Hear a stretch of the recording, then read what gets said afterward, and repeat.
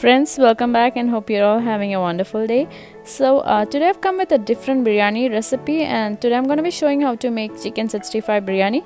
It's a little different because as we are frying the chicken separately instead of cooking it with the biryani masala.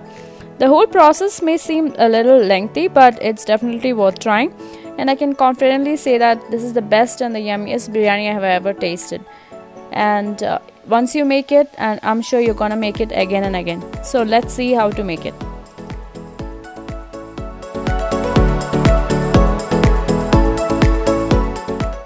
So the first step in making the chicken 65 biryani is to marinate the chicken pieces. For that, here I have about 900 grams of boneless chicken breast, and it's better to use boneless chicken for this recipe. And to this I'm adding a tablespoon of ginger garlic and green chili paste. Then I'm adding 1.5 tablespoon of Kashmiri chili powder to give that nice bright red color to the chicken pieces once we fry it. So it's better to use Kashmiri chili powder rather than using red food color. Then I'm adding about half teaspoon of turmeric powder and half a teaspoon of cumin seed powder and about 1 teaspoon of garam masala powder. And I'm adding some salt and lemon juice to it. Next I'm adding 1 egg to the chicken so that it gives a nice binding and the masala coats the chicken pieces nicely. Next mix everything nicely until all the chicken pieces coats well with the masala.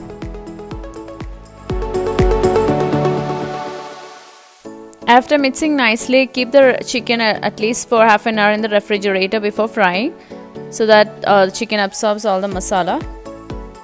So now the chicken has been marinating for half an hour. So just before frying, I'm adding 2 tablespoons of all-purpose flour and 2 tablespoons of cornstarch and mix nicely so that the cornstarch and the all-purpose flour coats the chicken pieces well.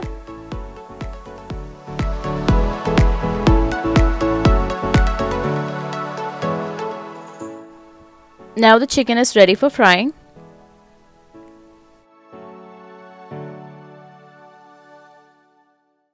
The stove needs to be on medium heat, only then the chicken pieces will be cooked from inside, and fry it until the chicken pieces turn crispy.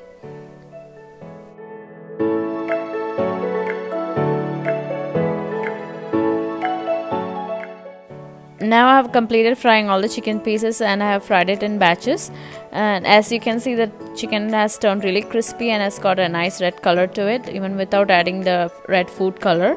So now that's done, and let's start making the masala for the biryani. First I'm making some fried onions to garnish the biryani. For that into a pan I added 5 tablespoons of oil, and now I'm adding 1 onion thinly sliced. So slice it as thin as you can and fry it until it turns nice dark brown color.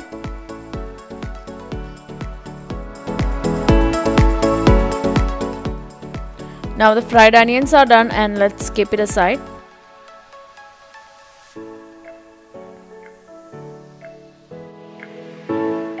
Now into the same oil I'm gonna add 2 bay leaves, 2 black cardamom, 1 star anise, 3 to 4 green cardamom, 1 teaspoon of fennel seed, half teaspoon of black cumin seeds, 4 to 5 cloves and a few cinnamon sticks. And fry it until nice fragrance comes out.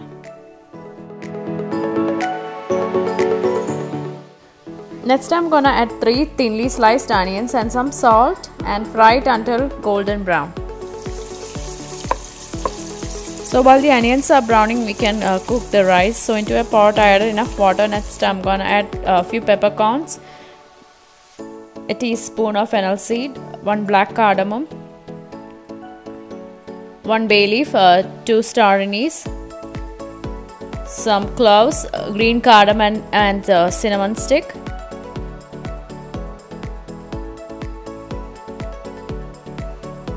Next I'm gonna add some salt and a teaspoon of any vegetable oil.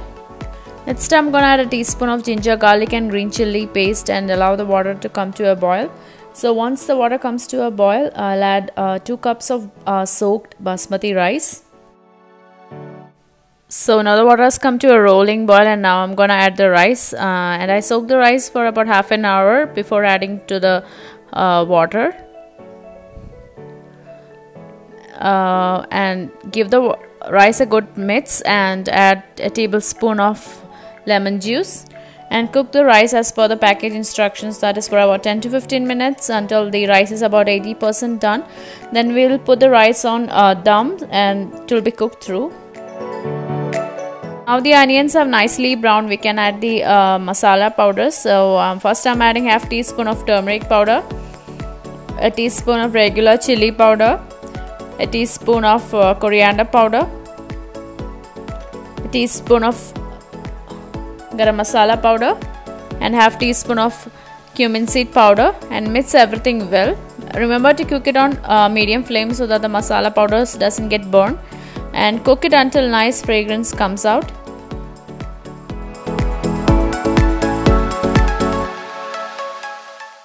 Now the masala powders have cooked nicely, so we can add a tablespoon of ginger garlic and green chili paste, and again mix well, and cook it until the raw smell of the ginger garlic paste goes away. Now it's time to add 3 medium-sized tomatoes chopped, and cook it until it turns soft and mushy. Now the tomatoes are cooked through and has blended well with the masala, so now it's time to add 3 tablespoons of not so sour yogurt and mix again very well.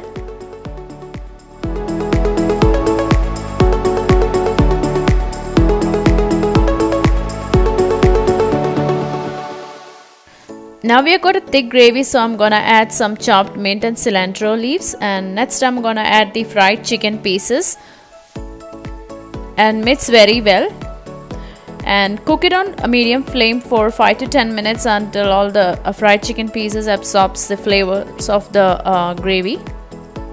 I did not add all the chicken pieces into the gravy. I saved some to garnish at the end.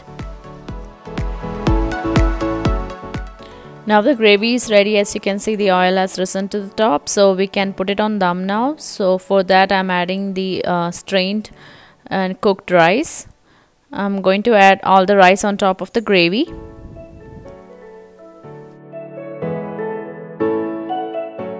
Next I'm going to add some fried onions and some of the chicken pieces, and finely chopped cilantro and mint leaves.